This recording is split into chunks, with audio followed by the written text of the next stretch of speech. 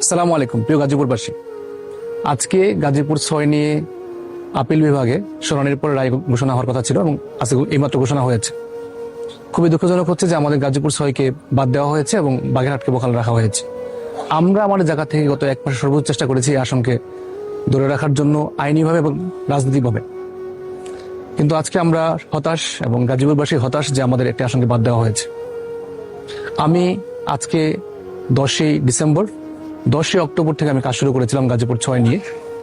10ই November আমাদের হাইকোর্টের রায়টা পেয়েছি, মানে আমি এক মাসের চেয়ে কম সময়ে কাজ করতে পেরেছি। এরপরে তো আমরা রায় নিয়ে বা শুনানি নিয়ে হাইকোর্টে সুপ্রিম কোর্টে দৌড়াদৌড়িতে ছিলাম।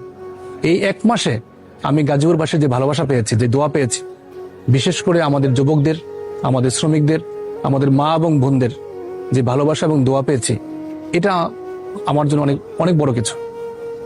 আমরা গাজীপুরের জন্য, গাজীপুর মানুষের মুক্তির জন্য এবং আমাদের যে হাজারো সমস্যা গাজীপুরের রাস্তাঘাট, আমাদের ময়লা, নিরাপদহীনতা এবং বিশেষ করে শ্রমিক ভাইদের যে কষ্ট জীবন, আমরা এই জীবনকে পরিবর্তন করার জন্য কাজ করব। আমরা গাজীপুরের জন্য, আমি পার্সোনালি আমার জায়গা থেকে গাজীপুরের মানুষের জন্য আমাদের কাজ অব্যাহত থাকবে ইনশাআল্লাহ। আমি আপনাদের দোয়া চাই, আপনাদের এইভাবে ভালোবাসা চাই এবং গাজীপুরের জন্য আমি কাজ করে যেতে চাই।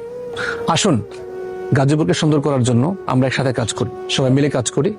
এই গাজীপুরটা খুব গুরুত্বপূর্ণ, কিন্তু এই গাজীপুরটা অবহেলিত। আসুন গাজীপুরকে সুন্দর করার জন্য, নিরাপদ করার জন্য, পরিচ্ছন্ন করার জন্য, বাসযোগ্য করার জন্য একসাথে কাজ করি। আমি আপনাদের দোয়া চাই, ভালোবাসা চাই, আপনাদেরকে পাশে চাই। আসসালামু আলাইকুম।